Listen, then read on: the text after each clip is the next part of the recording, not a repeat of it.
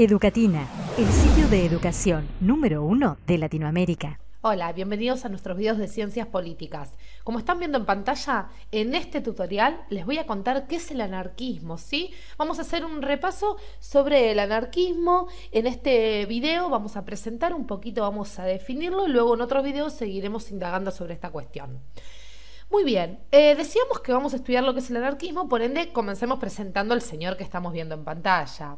Este hombre, que ustedes ven aquí, que yo estoy señalando en color rojo, se lo considera de alguna manera al padre, entre comillas, ¿sí?, de este movimiento político. Es el señor Pierre-Joseph Proudhon, ¿sí?, que nace en el año 1809 y muere en el año 1865, para que ustedes se ubiquen en qué etapa de la historia se va a desarrollar fervientemente el anarquismo. Muy bien.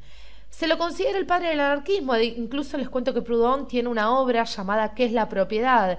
Y él escribe en las primeras líneas de esta famosa obra: la propiedad es un robo, ¿sí? Para que ustedes vayan viendo por dónde viene el lineamiento de este anarquismo. Los invito a que definamos o que vayamos a su raíz etimológica, ya que la palabra anarquía deriva del griego anarquía, como están viendo en pantalla. Vamos a poner aquí anarquía, sí, aquí lo tenemos en griego, y está compuesta por el prefijo an y arquía. An viene a ser un prefijo que significa un no o sin, lo traducimos como no o como un sin, y arquía viene de ese famoso arqué griego, principio. En este caso también podemos traducirlo como norma, ¿sí?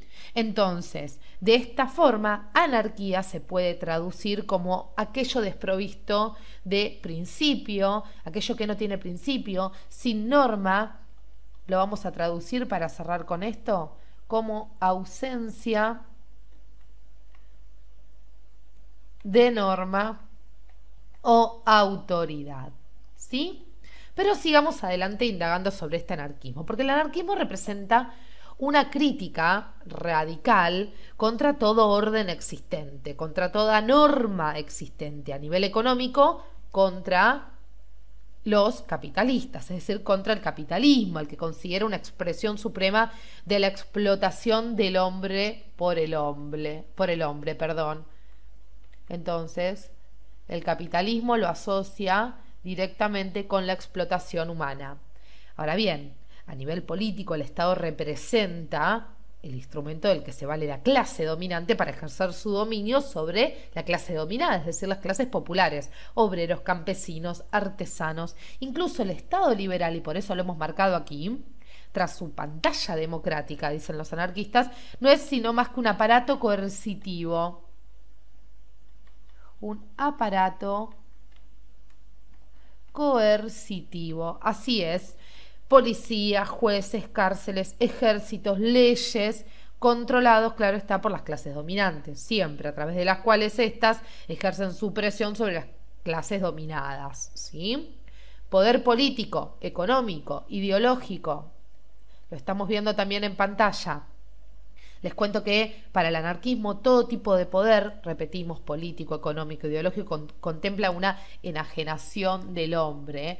Vamos a seleccionar otro color y vamos a agregar que este tipo de poder entonces constituye una enajenación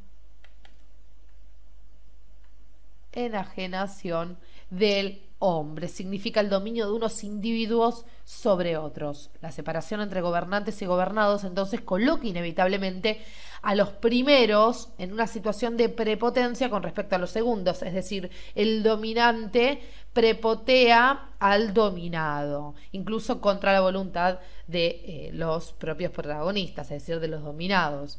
Para los anarquistas, el Estado que estamos señalando acá, debe ser destruido, aniquilado de raíz. Atentos con eso.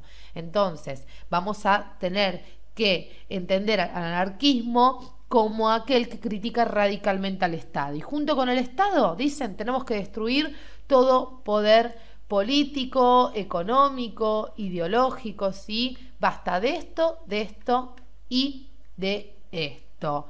La propiedad privada debe ser abolida también. Serán las clases populares, dicen los anarquistas, la obrera especialmente, la que va a dirigir este proceso, porque son ellas las que sufren en carne propia el dominio de los dominantes, el dominio del poder. Y en el próximo video los invito a que sigamos indagando más sobre este anarquismo, porque es muy, muy interesante estudiar el sistema anarquista hoy en día. Para ver la continuación de este tema, Educatina te recomienda que veas el siguiente video.